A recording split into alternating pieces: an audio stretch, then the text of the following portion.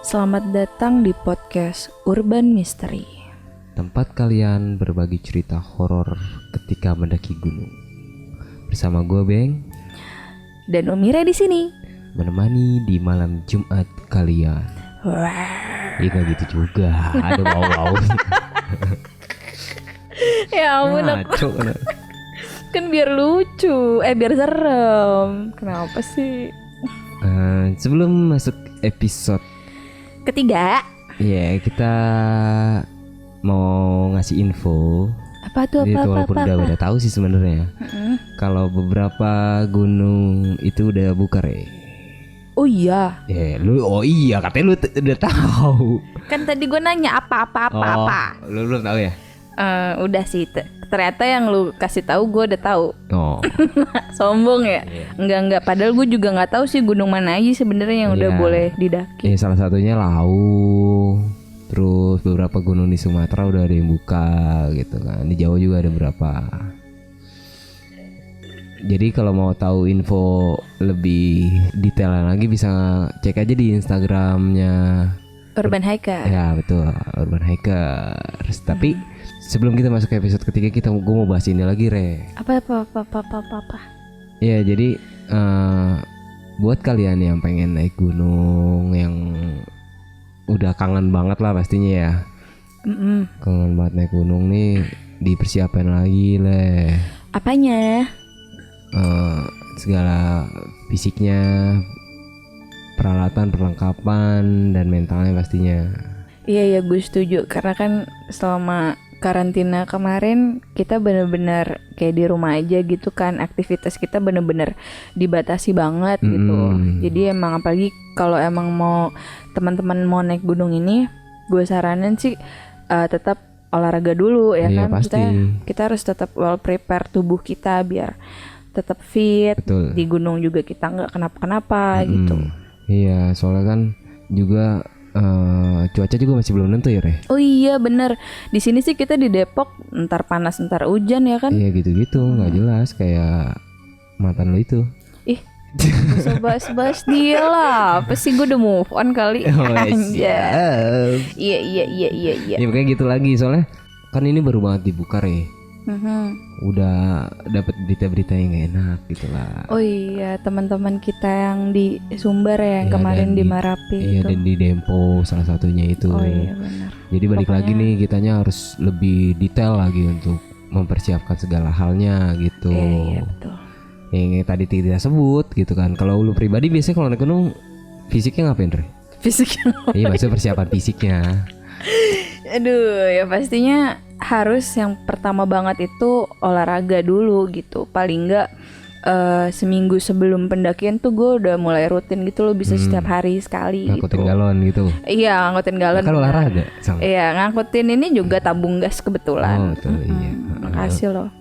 Belum lagi ngangkatin rindu-rindu yang berceceran di mana banget, kan. gila itu. Berat lu. Apalagi kan lagi zaman gini nih jarang ketemu kan. Nggak tahu, gue nggak Oh pernah. iya juga. Siapa yang mau ditemuin? Ih, tega banget. Jadi teman-teman nggak ada yang mau nemenin gue, nemuin gue. Terus juga ini masalah peralatan. Kan beberapa bulan ini nggak kita pakai nih. Oh iya. Dicek lagi lah. Iya gitu. iya itu juga penting mas. Gue untungnya BTW masih carrier lu rajin ada sih. masih. Iya. Udah gue jual kebetulan mampus. karena lagi nggak punya duit juga kan nih. Oke bagus. Ya kayak gitu. Lu cek lagi kayak tenda lu, tas-tas lu atau Iya perlengkapan pribadinya. benar. Selama nggak kerja juga perlengkapan kerja aku jemur-jemurin loh. Apalagi tenda gitu-gitu kan, perlengkapan camping pasti. Gue juga karena harganya lumayan menguras tabungan, gue rela-rela nggak jajan walaupun cuma 1.000, 2.000. Oke biar nggak terlalu lama juga, mending kita langsung ke inti cerita kita. Oke, kali Udah ini ada belum? Udah nih ada teman kita yang nge-DM ngasih ini ceritanya Dari siapa Re? dari @rusli.1st. 1ST.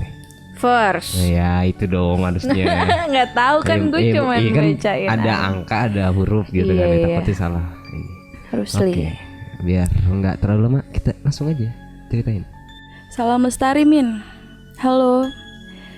Saya mau berbagi kisah mistis pendakian di Gunung Ciremai via jalur Linggarjati Kuningan. Kejadiannya sekitar tahun 2003. Kebetulan tim saya dari Bogor ada 5 orang. Kemudian bertemu dengan pendaki asal Tangerang sebanyak 4 orang. Sesampainya di pos pendakian Cibunar, kami melengkapi perizinan dan perbekalan. Setelah lengkap semua, kami memulai pendakian pukul 7 pagi. Perjalanan santai karena nggak diburu-buru waktu. Di pertengahan jalan, kita lelah, kemudian istirahat di bawah pohon besar. Dan saya duduk di sulur pohon sendirian. Tiba-tiba aja, teman saya yang duduknya di sisi jalan langsung ngajakin kita jalan lagi. Padahal kita baru aja istirahat dan itu belum lama. Ketika udah jauh dari tempat istirahat, teman saya yang tadi cerita kalau saya lagi duduk berdua sama perempuan cantik. Pakaiannya serba hijau. Kata dia, mirip bidadari. Saya kaget, padahal saya duduk di sulur pohon cuma sendirian. Ya udah kita lupain aja. Kita lanjutin lagi aja jalannya. Dan sebelum tanjakan Bapak Tere, sekitar pukul 4 sore, tim udah lelah. Ditambah lagi kabut tebal. Cuaca semakin dingin. Akhirnya, kami putuskan mendirikan tenda untuk bermalam di sini. Dan memutuskan lanjut naik jam 2 malam untuk mengejar sunrise. Selepas masak dan makan malam, kita semua istirahat. Esok harinya jam 2 pagi, kami melanjutkan perjalanan ke puncak. Selepas bongkar tenda dan packing perlengkapan, kita langsung jalan. Semua aman-aman aja, sampai kira-kira di daerah sebelum pos pengasinan yang jalanannya menanjak dan berbatu, kita mulai lelah dan mulai berpencar grup. Kami asal Bogor yang berlima jalan di depan, dan grup Tangerang berjalan lambat jauh di belakang. Tapi tiba-tiba, rombongan Tangerang berlari ke atas mendahului kami. Semuanya merangkak, cepat sekali. Ya udah, kita kejar aja sampai di pos pengasinan dan baru ketemu di sana. Sambil istirahat mereka cerita kalau ternyata mereka bisa lari secepat itu karena ada kuntilanak terbang di atas mereka sambil ketawa. Tapi untungnya gak ngejar sih sampai ke sini. Setelah istirahat dan bercerita, kita melanjutkan perjalanan lagi dan sampailah di puncak pas sunrise. Tapi sayang, cuaca cerah cuma sebentar aja.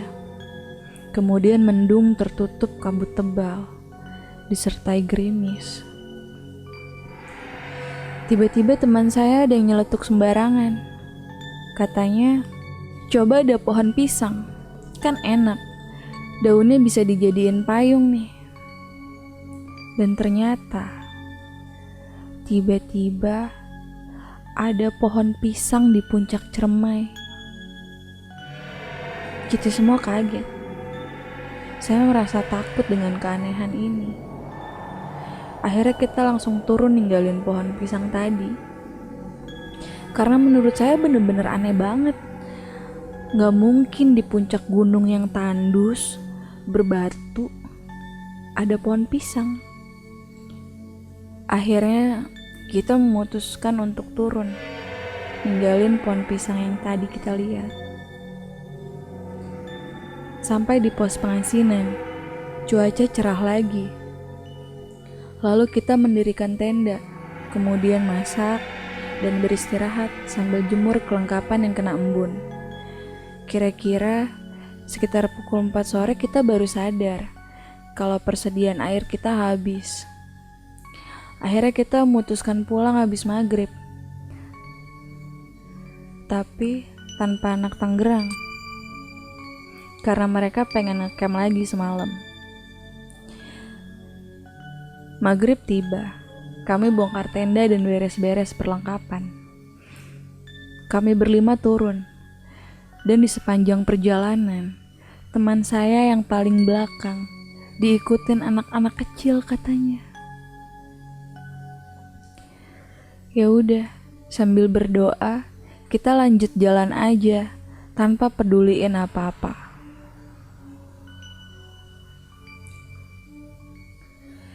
Sampai di jalur yang banyak pohon pisang, kayaknya udah deket perkebunan warga. Berarti udah deket base camp nih. Kita istirahat lagi, duduk-duduk di batu. Gak lama teman saya minta lanjut lagi, padahal masih capek banget. Dengan berat hati, kita melanjutkan lagi perjalanan. Sekitar jam 1 malam, kita sampai di base camp. Dan teman saya yang tadi cerita kalau di sebelah saya ada yang duduk. Makhluk hitam, besar, dengan sorot mata yang merah. Saya pun kaget mendengarnya. Padahal saya nggak merasa ada apa-apa di sana. Kemudian kita pesan makanan ke ibu warung dan numpang tidur di balai warung. Setelah kenyang, kita berlima tidur. Gak lama, ada cewek teriak-teriak kayak kerasukan gitu di balai sebelah. Ya kita bangun deh. Setelah ditolongin, cewek itu diam. Kemudian sepi. Dan kita lanjut tidur lagi sampai akhirnya pagi menjelang. Pagi pun, kami akhirnya pamit pulang ke si ibu warung. Dan alhamdulillah perjalanan pulang lancar sampai ke rumah. Pelajaran yang bisa diambil dari kisah saya, benar apa kata orang, kalau naik gunung itu harus jaga ucapan dan sikap. Demikian yang bisa saya ceritakan. Semoga gak kapok naik gunung lagi. Terima kasih. Salam lestari. Salam lestari. Wow, dari siapa tadi? @rusli.1st. 1ST. Oke, thank you Bang Rusli. Ya, Bang Rusli makasih ya ceritanya. Wah, ini ceritanya seru juga seru dan seram pastinya. Dari awal dia naik aja udah langsung. Iya, udah disambut gitu ya kan Mas. Iya. Sama perempuan lagi. Ini perempuan lagi dong. Aduh. Tapi pakai baju hijau nih. Apa ada hubungannya sama Ibu Ratu? Gak tahu. Ini serem banget lah pastinya ya kan. Iya sih, apalagi tadi gue sempat kayak kaget gitu sih Mas. Yang tim dari Tangerang itu dikejar-kejar sama kuntilanak. Gila sih. Padahal itu sebelum pengasinan berarti pos Sanggabuana. Iya, Sanggabuana 1, Sanggabuana 2 kan emang masih terjal lah. Dari Bapak Tere aja udah terjal. Iya, nyebelin. Iya, itu ya mau nggak mau ya pasti lari Ya gimana ya? Dia bilang sih emang sambil merangkak, wajar aja merangkak tanjakannya. Iya, tanjakan bawa keril kan. Aduh gila, masih gelap lagi. Iya, mau gimana ya kan? Iya, ya mau nggak mau. Untungnya nggak di. Tapi bukan masalah mau nggak mau sih, tetap harus tenang gitu karena menurut gue itu lagi dalam keadaan gelap juga kan, belum terang, lari-larian di hutan yang cukup ekstrim menurut gue tuh di Sanggabuana itu gitu jalurnya. Iya, jadi takutnya kan tracknya ada jurang atau apa. Iya benar-benar. Gitu. Walaupun nggak ada di situ kan ya. Iya nggak ada, tapi takutnya lu jatuh cedera, apa gitu. Ya. Jadi sebisa mungkin teman-teman kalau ada yang ngeliat apa-apa atau gimana, stay cool aja. Stay cool gimana? Kayak gue. Ya oke kayak gitu. Terus juga sebenarnya poin yang harus dibahas banget adalah Apa tuh? masalah lisan, Re. Oh iya, attitude ya. Itu kan dengar ceritanya aja kita temennya ya mungkin bercanda, ya kan? Iya benar, Tapi apalagi kan bercandanya gimana ya kan? mungkin emang nggak maksud ngomong sembarangan tadi kan, betul, bilang betul. ada pohon pisang gitu. Iya. Karena pasti kita punya teman juga yang kayak gitulah. Iya kayak sering tiba-tiba ada lawak, jokes-jokes iya, ada bener-bener gitu. kayak gue gitu nih, Iya, kan, gak bener jelas. kayak lo gitu.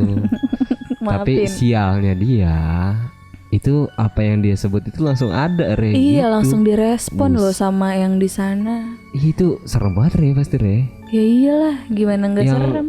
Hal yang nggak mungkin lah, misalkan lu di puncak, tahu ada pohon pisang gitu ya. Iya, nggak mungkin sekalipun ada tumbuhan kan, ya kayak cantik gigi gitu Iya, kan. kecil-kecil itu kan. Nggak Dan batu-batu mungkin, pastinya nggak mungkin cermai ada itu. pohon pisang. Ya, makanya serem banget Iya. itu. Untungnya nggak ada lagi ya. Ada lagi ya pas turun. Iya, pas turun diikutin anak kecil. Anak kecil. Itu anak kecil di antara pos Condong Amis tau nggak ya? Itu bisa sekitar situ emang. Katanya sih ada, Re.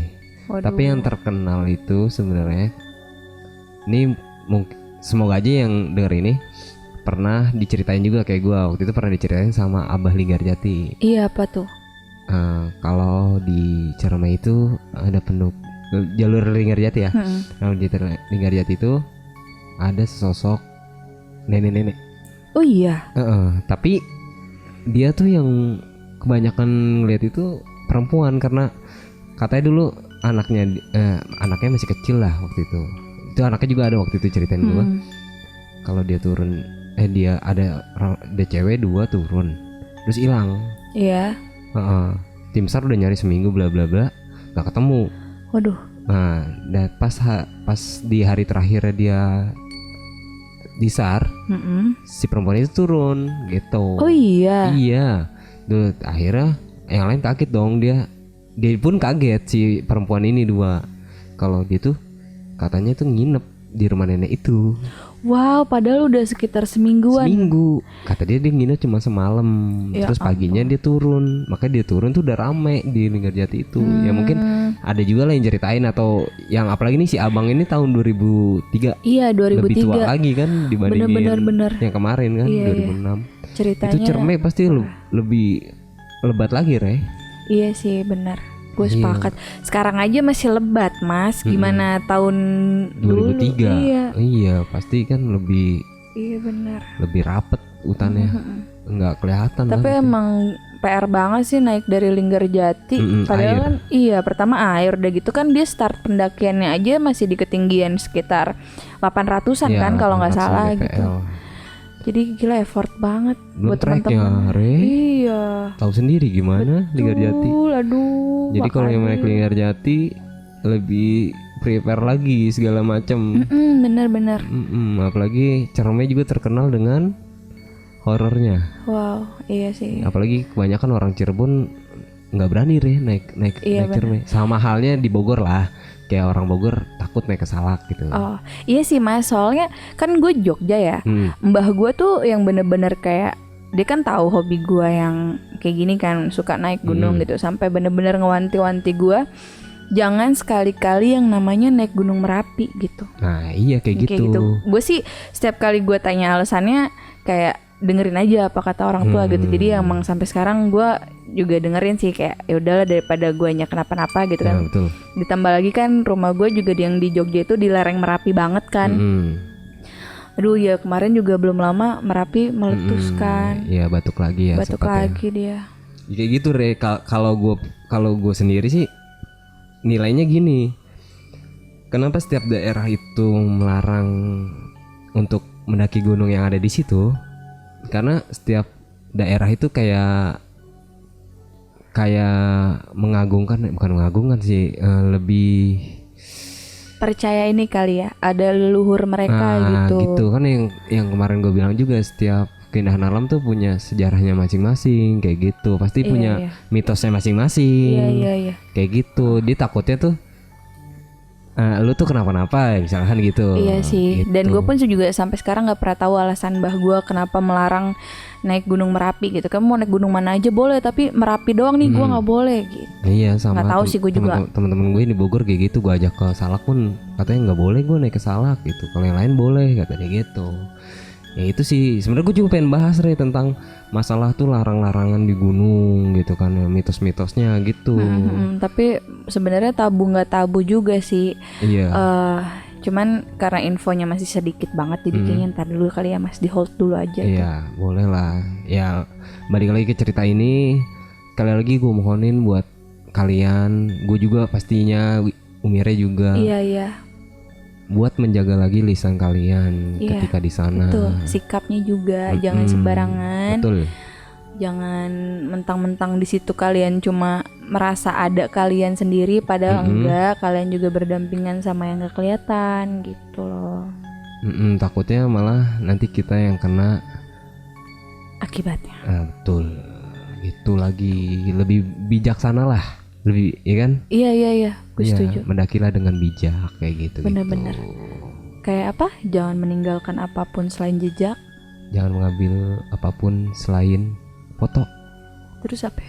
Sama jangan membunuh sesuatu kecuali waktu. Asik, mantap. Iya, kayak gitulah kita tetap pegang teguh gitu. Gue setuju biar banget. Kita tuh jadi tamu yang baik dan pulang dengan keadaan baik gitu. Betul, gue setuju banget. Semoga yang dengar ini bisa ngambil hal positif di cerita ini. Dan terima kasih lagi buat Bang Rusli tadi yang udah berbagi ceritanya. Iya, makasih ya Bang. Ceritanya bener-bener ngajarin kita banget, ngingetin kita banget untuk selalu menjadi pribadi yang lebih baik, pribadi yang lebih bijak. Karena gimana pun juga kita selalu berdampingan dengan mereka yang gak kelihatan. Betul. Gitu. Dan yang buat yang punya cerita pribadi juga bisa berbagi ke kita melalui Instagram ya. Iya, bisa DM kita di Urban Hiker ya. Dan yang nggak punya ya cukup support kita untuk dengerin aja di Spotify dan YouTube ya. Iya betul. Kita punya platform itu juga. Setiap malam Jumat pastinya. Betul. Oke, paling segitu aja di episode ketiganya. Ditunggu lagi di episode selanjutnya yang pasti ada hal-hal positif yang bisa kita ambil di sana. Oke, closing aja. Makasih buat semuanya. Salam lestari. Salam lestari. Salam horor juga.